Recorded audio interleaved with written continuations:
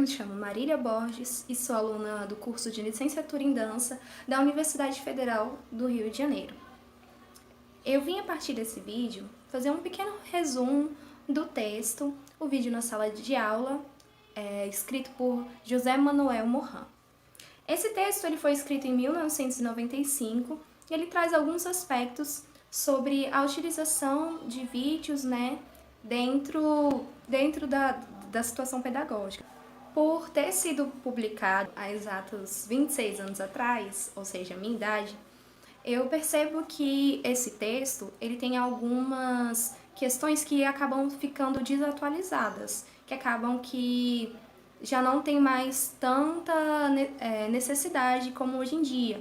Por exemplo, quando ele fala de rebobinar a fita ou do videocassete, até mesmo da televisão, que hoje em dia já não são tão utilizados. A gente usa muito mais os recursos da internet e de vídeos pela internet do que vídeos pela fita ou DVD ou outras formas. Então, acaba que algumas questõezinhas narradas no texto ficaram um pouquinho desatualizadas. Porém, isso não tira todo o ensinamento e toda a riqueza de saberes que o autor traz.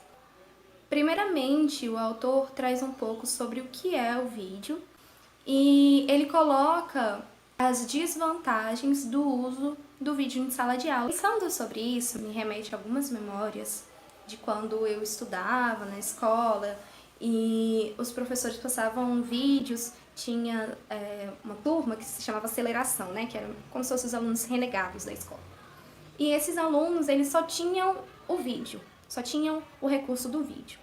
Eles não tinham o contato com o professor presencial, quando o dia era muito escasso.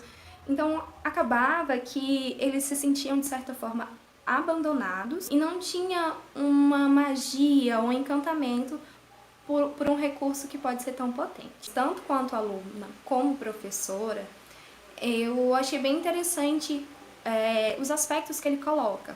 Quando você usa um vídeo, por exemplo, de forma para tapar um buraco, de algum defeito que tem na instituição, de uma falta de um professor ou de um horário vago, e aí você coloca o vídeo como uma válvula de escape, somente para tapar alguma necessidade ali que a escola não tem. Ou quando você coloca o vídeo e você não contextualiza, você simplesmente joga o vídeo sem nenhuma informação a mais. Então aquilo ali, para a criança ou para o jovem que está em aprendizagem, ele simplesmente se torna algo gratuito, sem muita profundidade.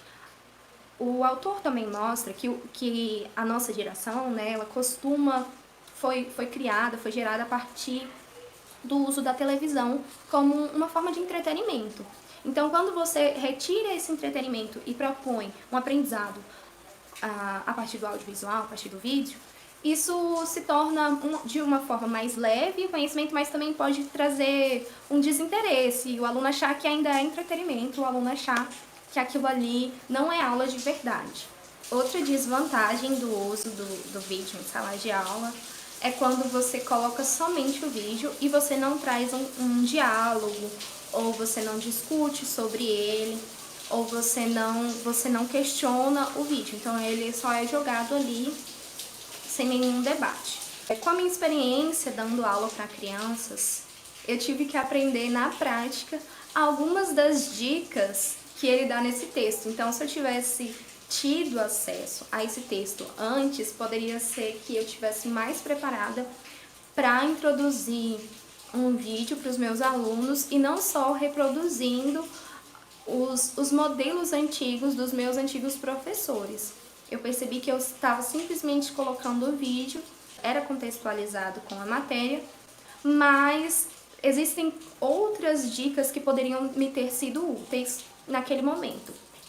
Por exemplo, quando eu coloco o vídeo, mas eu não preparo ele antes, então eu não sei qual é o momento exato que o vídeo começa ou a parte que eu quero colocar do vídeo, ou quando, por exemplo, o som está falhando, qualquer um desses problemas técnicos acaba que dispersa muito os seus alunos.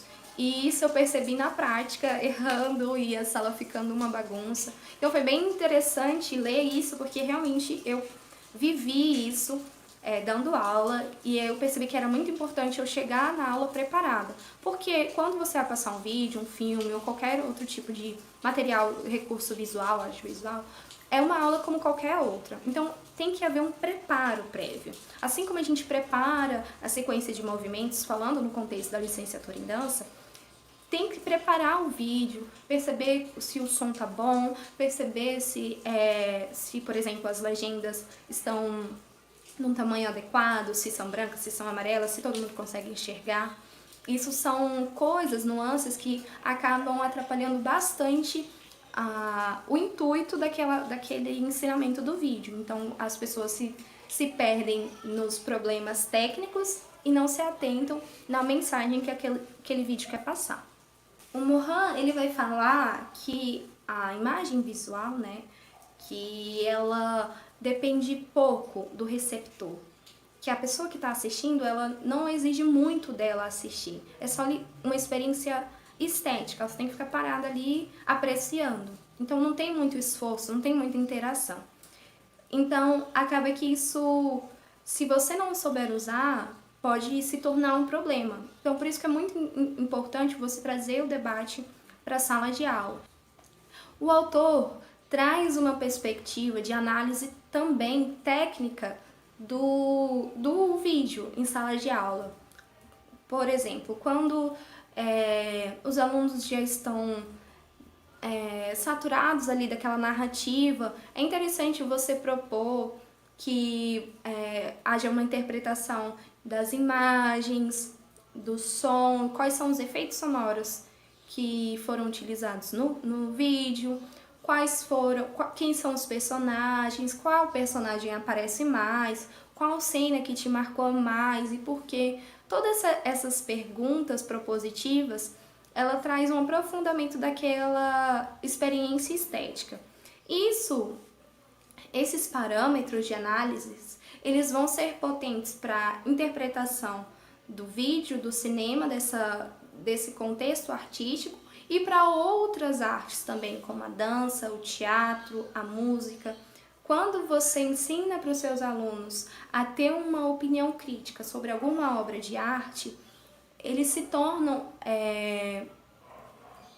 pessoas mais fluidas e que têm maior análise interpretativa, e não somente um apreciador do entretenimento, naquele simples gostei ou não gostei, nos achismos. Ele vai ter uma referência para analisar aquela obra de arte, e não, se ele não tiver interesse de se tornar um artista, mas que ele consiga assim ser público, que também é um debate bem importante dentro do nosso meio, que é a formação de público.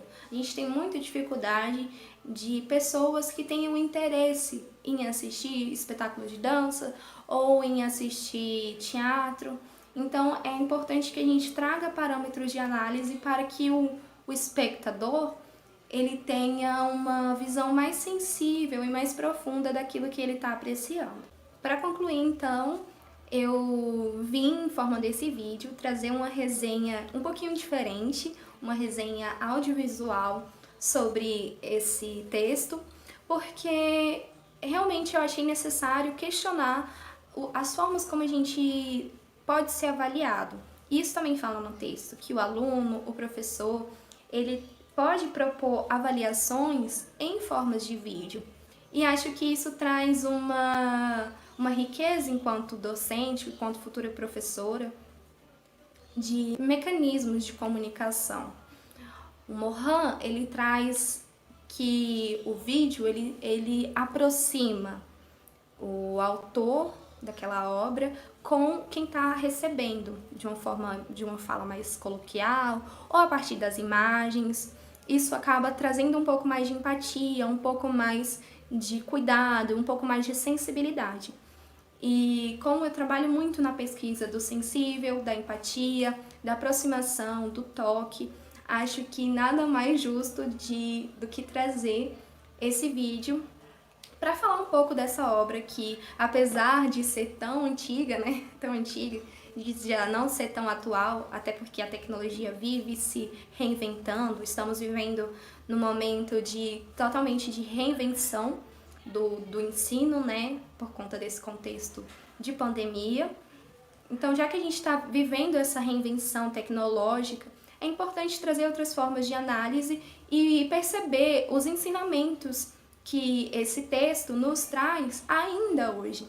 Perceber o quão importante é para o professor ter uma sabedoria e um cuidado ao apresentar vídeo aos seus alunos, que isso não seja algo banal e único exclusivamente entretenimento. Muito obrigada pela atenção e eu espero que vocês tenham gostado desse vídeo. Tchau, tchau!